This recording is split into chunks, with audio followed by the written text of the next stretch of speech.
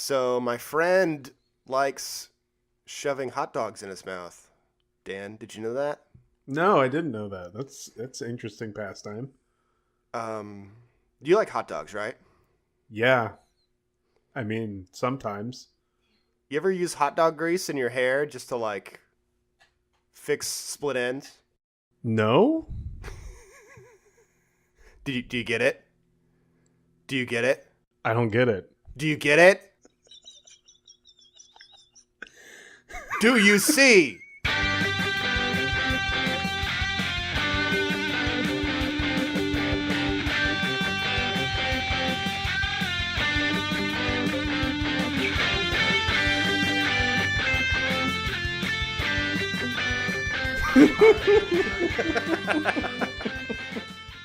Hey guys, welcome to the Indie Film Review.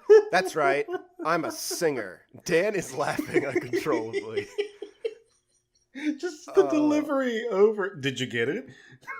Did you get it? Do you see? That'll make more sense, like everything we do, later on in the show. Oh my god. So, today, Dan is with me, by the way. I am always with you. Yeah. I walk with you. Dan I is take like the my wheel. JoJo's Bizarre. Yeah, Dan is basically he's my religious figure that stands behind me and carries me through the desert. Dan is like my Pokemons. That's how I like to think of you. Really? Like when I need you, I throw you out on the ground and you just kind of flop out and no lie, that's exciting. I like this new relationship that we're you do your striking up. attacks, and then I'm like, okay, cool, and now get back in the ball because you're freaking everybody out. All right. So this is a independent film reviewing show. This is what we do. This is a podcast. I know if you're confused. So you can't see us. You can pretend to see us. So picture in your mind's eye what we could look like. I'm like more of a George Clooney type. Dan is like a You're Danny not Vito. wrong. I see George Clooney's eyebrows in you. That's right. That's right. And I definitely have a stout figure. That's right. And a skullet like Danny DeVito. A skullet? What? Explain. You know, like the Ben Franklin haircut where it's long but you're bald on top? Ah, yes. yes. Yes. A gentleman's skullet. It's very presidential. I like that.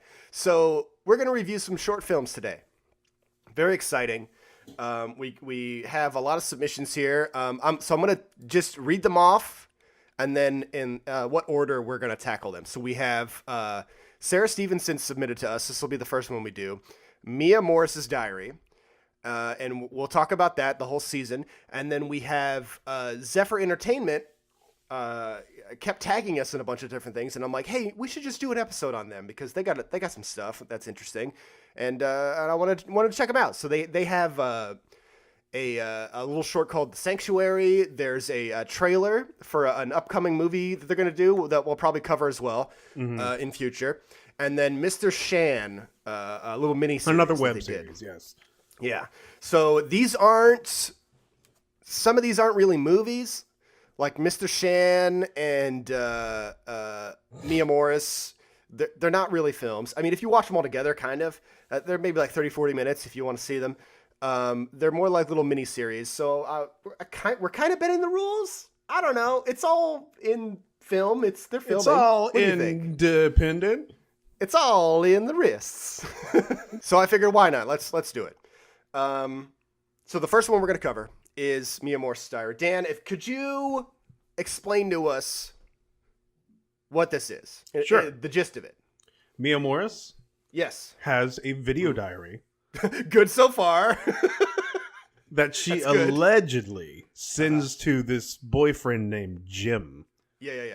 And as she sends these video diaries out to him, we learn that vampires are afoot. Oh! Well, a lot more than vampires. It's like werewolves. They had a witch coven at one point. There's a lot of fucking shit going on. Yeah, but like from the very get-go where the one girl's like, his name is Drake Alucard. I'm like, oh my god, Castlevania vibes. Yeah. So this is not trying to hide what it's doing, I guess No. you could say. So Not at all. there's characters named Drake Alucard. They do references to... Oh, by the way, if you're dumb, What's that? that's Dracula spelled backwards. It's Dracula spelled backwards. Yeah, it's Idiot. a lot of references to Bram Stoker, a lot of references to Dracula. A lot of the characters are named after different One would say it's a love movie monster letter character. Yes, to yeah. Dracula. So I didn't realize this, but apparently it's supposed to be. I didn't figure this out to the end. It's like a modern retelling of Bram Stoker's Dracula with the twist of it being like a web series. So it's like, oh, Now- okay. I wish I knew that earlier when I was Yeah, like that would first watching definitely it. help because I haven't finished the whole thing yet. I'm actually going to finish it, but what really kind of got me into it was it's told. I mean, it's a retelling of Dracula, but she's also using the format of Frankenstein because Frankenstein is told through letters. That book, it's like Yes. it's just correspondence from. So I didn't even pick up on that. Okay. Yeah, so like you get this whole story that unfolds through this correspondence between two people, and I like that aspect of it too. So I watched all of it. I even watched the behind the scenes stuff. I fucking watched everything. I watched the unaired pilot. I watched the final words credits. I combed through all this stuff. I literally watched it all at once last night. The like idea of doing the video vlog where it's talking at you, the viewer, I think is really cool. Yeah, And the reason I think it's cool is like the more I was watching it, the more it felt like she was just talking to me, like at Right. me, and I was Jim. I almost wish there wasn't a Jim. are You know what Jim? I mean? Like, I could be Jim. Am I Jim? I wake up every day and I ask, am I Jim? Earthworm Jim? Earthworm Jim. Oh, dude. Surprise Came In by Earthworm Jim would be legit. But, wouldn't it be cool if Jim didn't exist? Yeah, I can see that happening for sure. So, like, she's doing this diary to someone who's not even real. I mean, I think that would have been really cool. or just like doing because the one girl from 8th grade, how she's like, "Hi guys, welcome back to my channel," like kind of Yeah, like yeah. that. Mm-hmm. So I did think it got a little weird towards the end where she's still doing the videos, but yet she's falling in love with the vampire guy, and then she sent those videos to her boyfriend. I'm like, that's kind of messed up. Like, why are you I mean, you literally gotta. emotionally cheating on your boyfriend and then sending him videos? It's the Thankfully- vampire's thrall, man. That's what it is. So we're gonna spoil this now. If you want to see it, it's done by Black Cat Film Productions, and the whole miniseries is on there. Just to help a warning, because we're gonna get into some stuff. So the ending, they do actually have Jim show up, and this is probably one of the coolest things about it. Is he thinks the whole thing was Spoilers. I just said it was I'm just spoilers, kidding. you jerk. Just kidding. That's funny. He thinks it was all fake. Which As I he thought was a should, nice because nice it was little- a web series and not real life. Yes, but in the staging of the characters who think this is real, he was like, "Oh, that was really cool! Like all these cool videos. He's like, you're really good at making films and stuff." And the Mia character's like, "It wasn't really fake, but okay." And then like that's how she kind of tricks him. So it's kind of messed up that he's tricked by all of this. See, But that then sounds like a pretty good twist. It was actually pretty good. So it was fun, but at the same time, I'm kind of like, I think it would be cool if like maybe we were just Jim the whole time and we never had a physical Jim. So like, it really is her talking to you, because that's what the whole series is. So how the show is set up is it's the web camera and everyone's speaking towards the webcam, right? So she'll be in her room and then people will come in and they'll espouse some dialogue or whatever and kind of catch you up on what's going on. So you're not seeing a lot of the action. Right. And I think that was more of like a budgetary thing of like, they don't Well, have a lot it of most places certainly to is the film. budgetary thing, but like they made it work, like I said, through the correspondence. It was modeled after Frankenstein for sure. Yes. And there are certain action scenes whenever they actually go out and do filming outside or they have props and stuff. I was super excited. Like, this is cool. Like, there's a part where even like simple things where two characters are talking on their phone to another character. I was like, oh, you should just do this a lot more. Like, because one of the issues I have with this is it gets monotonous on how many times we have to see her bedroom over and over again. You know what I mean? Like, that's my biggest complaint too. It's like it doesn't go too far yeah. outside of what the budget constraints constraints actually are. Yes. I know it's expensive to hire actors, and I'm sure they had to be compensated in some way, or like free food, and this seemed like all like film students, and they all like they're doing it for the love of it, but also it's a production. Like you have to, this shit costs money. I understand that. Like, but you could film in the woods, you know, like woods is a good scene. Woods are the best. I've told you multiple times, Jared, that if you set your film in the woods, it automatically gets an A+. It always gets better. Yes. Filming in the woods, it's always going to look cool. It's super cheap, as long as you don't do the entire film in the woods. Well, you could if you're certain filmmakers that we know, and kill it if it's in the woods. But you could do it where she's walking down the street and she's talking to Jim on the phone. I just want to see different location shots because you can do different things. If the actors are doing, I wouldn't say. It's not busy work, it's scene work. You know what I mean? There's not enough scene work. Well, so and like you bring up a good point, because that was half of the fun, I think, whenever you and I were in college and making our own short films. Like, was going to the locales and trying to make the scene work the way we needed it to. Yes. And half the time it wouldn't work. This is the way it should have. Well, because the wind. Wind is a big factor when you're trying to shoot not in an enclosed space. If you're trying to shoot on location, you have to know there's going to be wind. It's going to mess it up. So I understand it's difficult because then you need like a boom mic, or you need wind protectors, windscreens, stuff like that. It gets tough. But if you can do it, it's really cool. Or figure out other places to film, like a warehouse or like somewhere else inside that you could do. Yeah, warehouses are always fun. We have a running joke where a warehouse bites someone and then they become a warehouse.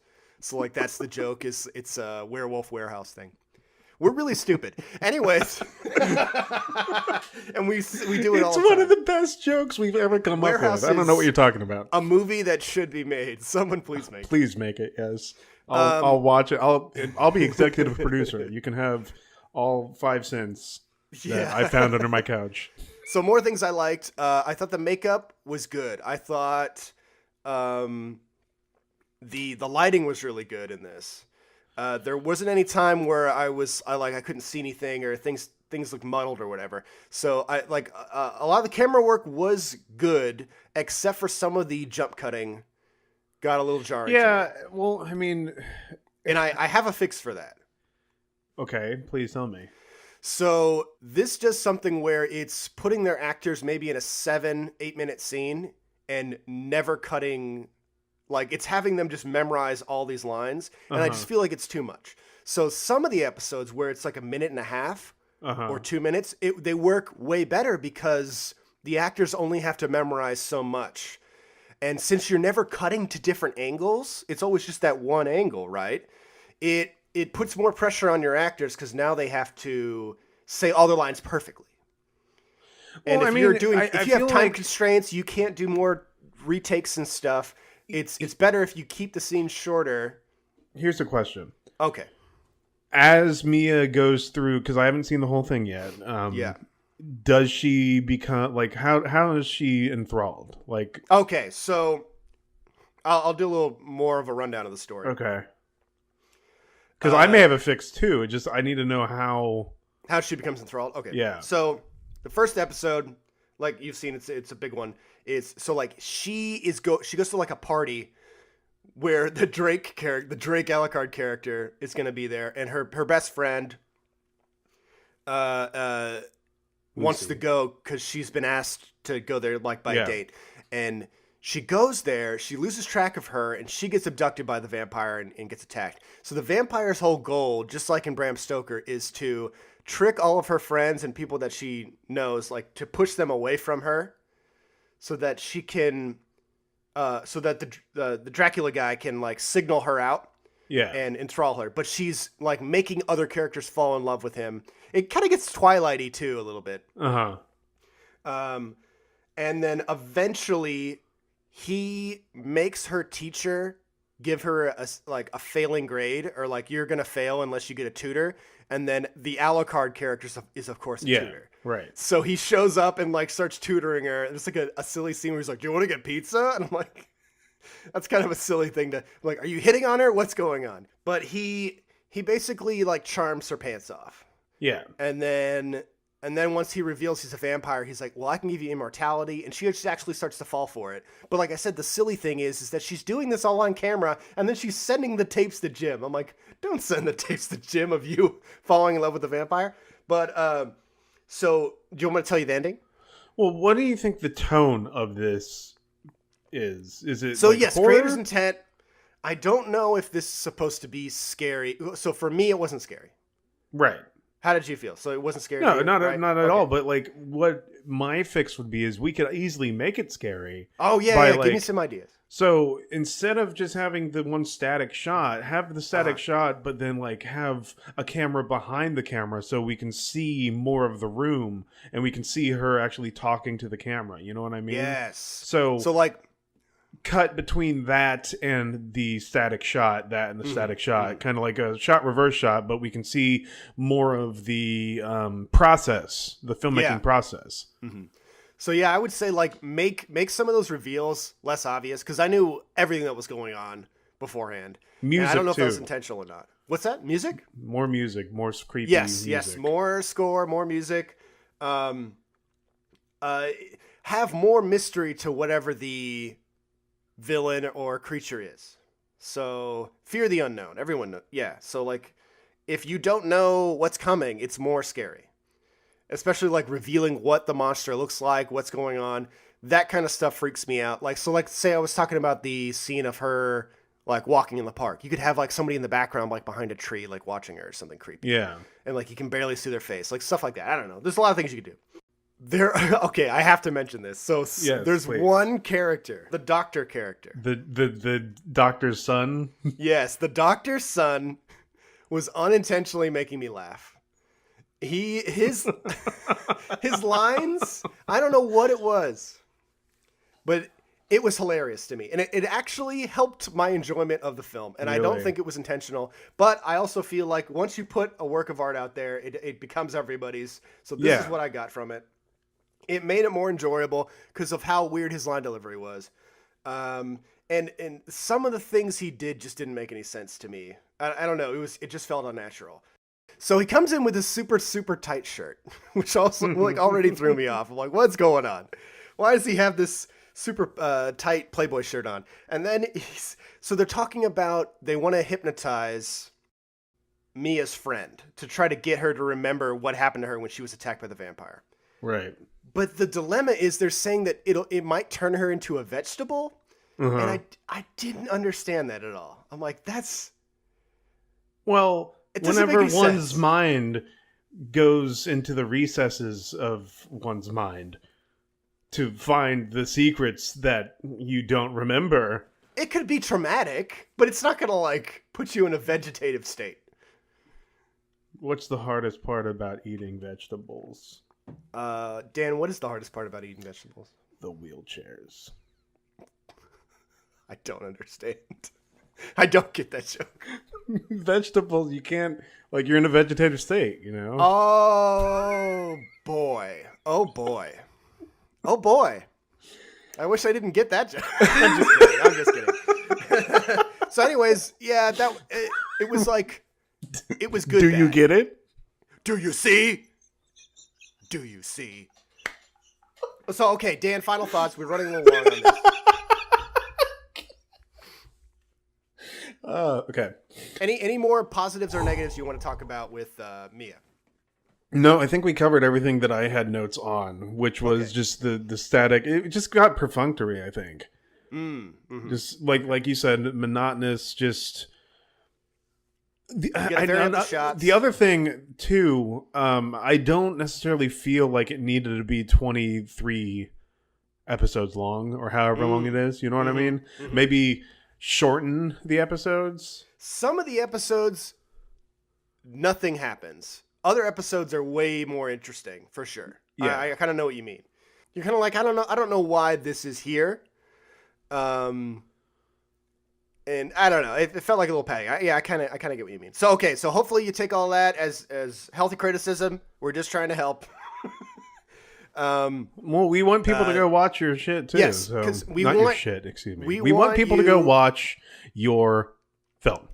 Yes, we want Series. you to keep doing this. Yes, please. It's clear that you guys are having a lot of fun when you're making it, and you're passionate about it, and that gets me excited. So I want you guys to keep making more stuff. It does look like they're going to make a new thing called Attack of the Cat People, which seems really great.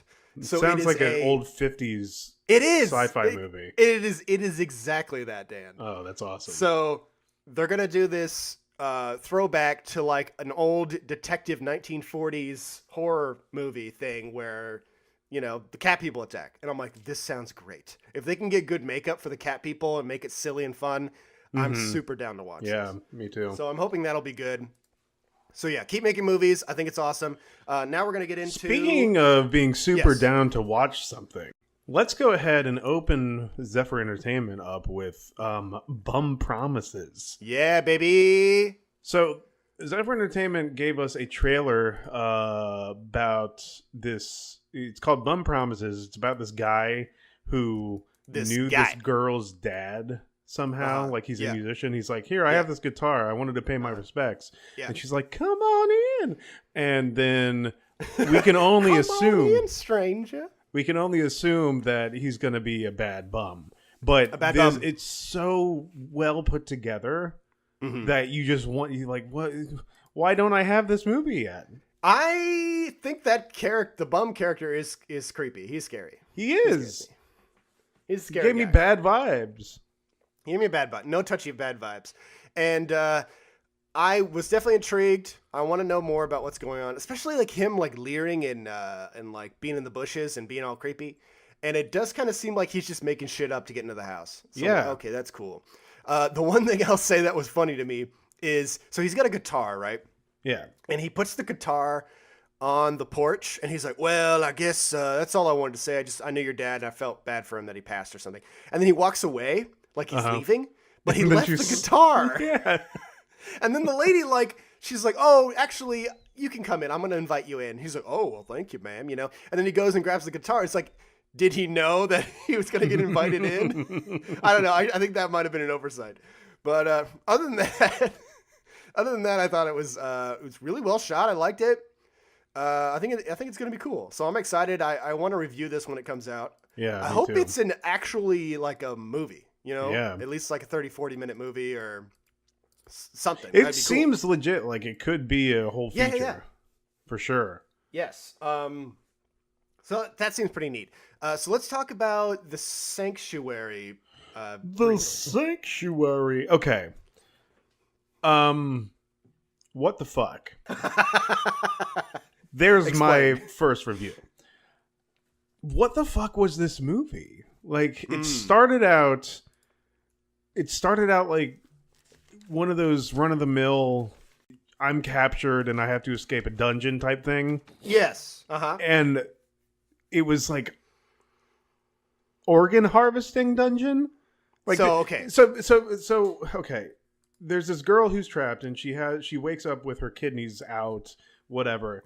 And she manages escaping, and then she has to run away from this hell house. Essentially, is the plot of this movie, right? Hell House. Hell Yes. house. So, my big beef with this movie, like it's not that I didn't like it, because there were a lot of really interesting choices in cinematography and lighting, and the acting was pretty good.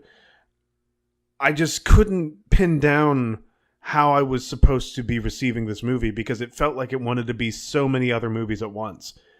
You know what I mean? Yeah. Like it was Mad felt like it was all over Scientist. the place. It was Mad Scientist. Then it was Let's Escape in this hostile situation because everybody else is captured. Like she sees all the other inmates who are being tortured by some unknown figure. There's like we first see the doctor who's doing experiments on her, but then we see other people who are bashing the brains in from other people. And then she leaves the convent or this little area, and then there's all of a sudden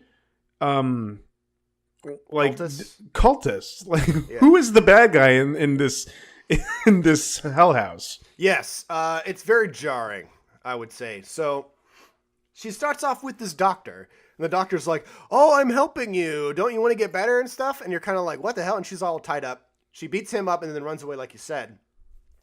Cut to like we're in some like Resident Evil thing, where there's like Hostel. a dude in a black robe. Yeah, like what is going on? And then he can like teleport.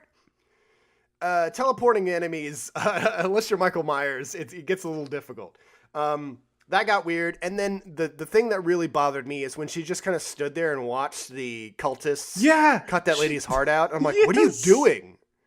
And then we cut to her just magically being away from, or no, like, okay, no. We don't cut to her magically being away from them. We cut to her looking at them looking at her like a reverse shot. Yeah. Mm-hmm. And they don't even bother to chase her. She just runs away. Mm-hmm. Yeah. And you're like, what the fuck? Well, it's because they can teleport. They have teleportation power, Dan. Didn't you know this? No. Because at the end, she gets to the gate, and they all are at the gate. They all line up at the gate. And it's a cool shot of, like, the doors closing. I just don't think it was earned because what the fuck? You know what I mean? Like, that's exactly what I said at the top. That's my review of The Sanctuary. Yes, this film didn't know what it wanted to be. What the fuck? Yeah, I have to agree with that. So like there's some interesting things. I think it was made pretty well. I mean, I definitely enjoy Blood Bukkake. Yes. I forgot all about the scene. Yes, I made a note about that. Me and Dave have made films like that where blood just bukkake's all over the person's face. We love it. It's great. It's just the cohesion of everything coming together was a little confusing. So let's talk about another Mr. Shan. Zephyr Entertainment special. Mr. Shan. Danny, how did you feel about the Mr. Shan series? I was pleasantly surprised. Yeah, me too. This was really good. The first episode, the pilot, was probably my least favorite. After that, the show got hysterically funny. It took a while to ramp up the speed. That's all. You can't get to 90 in just an episode. You gotta get there, man. I love Mr. Shan. I want to see more of it. It's super weird. It's bizarre. It's a very bizarre sketch show essentially, but bizarre? Like they're bizarre. It's a very bizarre sketch show essentially because you watch the episodes not for the connections. So like each episode has some kind of interconnection to it. Yeah. Mm-hmm. And it follows a logical plot, but you're not watching it for the plot. You're watching it for like, what the fuck is Mr. Shan going to do this time? Yeah. You know what it reminded me of? Mr. Bean.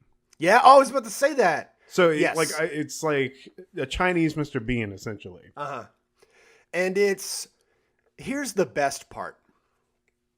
Mr. Shan plays all of the characters. Yes, he does. So the same actor is playing every single one of the other characters.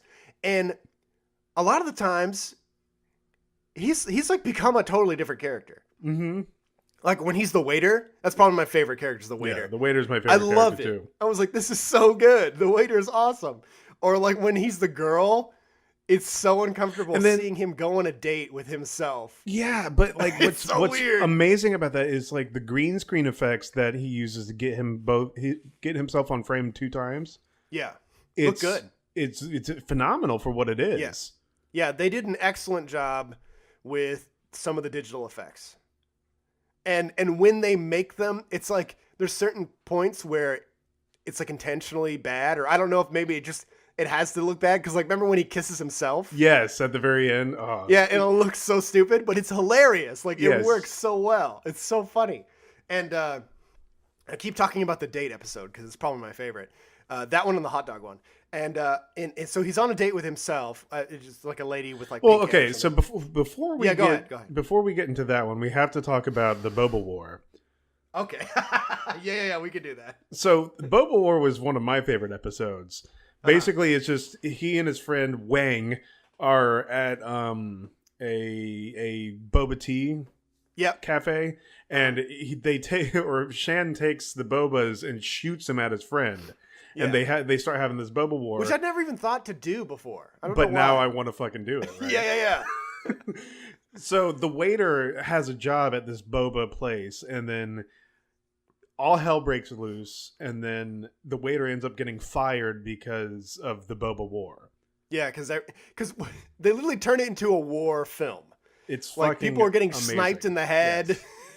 There's like explosions, and then the waiter has like a Gatling gun of boba straws that spin, and I'm like, this is the only logical conclusion of this cartoon. It's like a cartoon. It's like you're watching a Looney Tunes cartoon, and I'm like, this is great. I love it. It's great.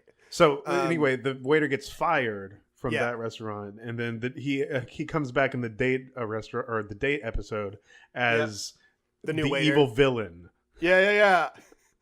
And he's pouring this giant thing of laxative. It's like this huge protein powder container. He's like, it's just his laxative on it. He's like, and it was wonderful. I loved it. And to show off to his girlfriend, he starts to, now it's like, here's why Mr. Shane is great. Because who could think of doing, like, taking this scene this way? If I was doing a date scene restaurant, there's no way I would ever have my character do this. But it's so good. So he starts to break the chopsticks to show like how manly he is for no reason. He takes the girl's chopsticks and breaks them, and then it's turning her on. She thinks it's really sexy. She's like, oh yeah, oh moans, oh yes. So he's going around breaking all. He's like, oh, it's working. So he keeps breaking. He breaks all the chopsticks. I have to say, this episode reminded me a lot about you. Just like it's like very Tim and Eric-y. Oh yeah, it's really weird. But yeah, if you don't know already, I love this show, and they should keep doing it. And then the hot dog episode with him and his friend, where his friend is like, you know, when I got married, he's like, why? He's like, because I had feelings for men, but he's like, but now I don't anymore because I'm married to a woman. And he's like, but if you have feelings for men, man, you can tell me, it's fine. He's like, no, I like girls. He's like, don't worry, man, if you like guys, it's okay. And then just them furiously eating the hot dogs, and like they do the weird placements of different types, like hot dog sushi and like all these weird little, like, so that was so Wes Anderson to me. It felt like this, it's just like this weird, I felt like every episode was channeling some either genre of film or director. Yeah. And at the end of every episode, he kept going, did you get it? Oh, that's my favorite part. I went from like, I don't understand to it doesn't matter if I do, because that's fucking hilarious. To me, what it was just this like amazing little condescending riff at the end. Yeah. It's like, because sometimes there's something to get, sometimes there's not. You're not sure. Yeah, you're just not sure. I don't know. And then it makes you feel like if you don't understand, you're like, well, shit, what did I miss? Exactly. It's so good. It's like off kilter. It puts you off balance. Yes. So yeah, I really liked it. I thought it was great. I mean, I don't know if I have much more to say about it besides Zephyr Entertainment, keep doing it. Yeah. Let us review Bum Promises. And let us review Bum Promises. And if you don't let us, we're going to do it anyway. But yeah, Mr. Shan is awesome. I freaking love Mr. Shan. I think it's a great idea. It's like a weird sketch thing. I don't know. It's so bizarre. But yeah, it was fantastic. I loved it. So, okay. I feel like that's the end of the show. Yeah. Guys. Find us. Yeah. Where you going to find us? Find us where you're going to find us, baby girl. You can find us on Facebook at Indie Film Review on Facebook. We're on Twitter at Indie Film Pod, if you'd like to find us. Instagram at Yes. Indie Film Review Pod. Yes. If you'd like to email us, it is gmail at theindiefilmreview@gmail.com. So that's with a the. We're on Podbean. We're still being hosted on Podbean. It's indiefilmreview.podbean.com. If you want to find this show, you can listen to us anywhere. We're on iTunes. We're all over the place. Whatever RSS feed you have, podcasting app that you have, you should be able to find us just by searching Indie Film Review. And Boom. You can listen to us anywhere. In the car. That's in the right. shower. In a jar. In the sack. At the pool. Out a sack. Out of sack. Post-coital In the listening rain. is the best. Down a drain. David Blaine disappeared, but not the show, because you can still listen to it when you're in the torrid zone, just flipping endlessly, because Superman's kind of a jerk and he won't let you take over the world. Thanks, buddy. Anyways. Oh, I'm sorry, Dan. I don't mean to get on my Superman rants. I get a little heated. Yeah? That torrid zone is just, it's no good, you know? It's just no good. So, Dan, I just want everyone to know that I love them and I respect them and I appreciate them making films. And it makes me happy to see all these people continuing to make films, and it's super cool. And I love watching them and reviewing them. And so I really appreciate that. Dan, you have the final word. Have you ever seen an elephant hiding in a tree? Pretty good, aren't they? Did you get it?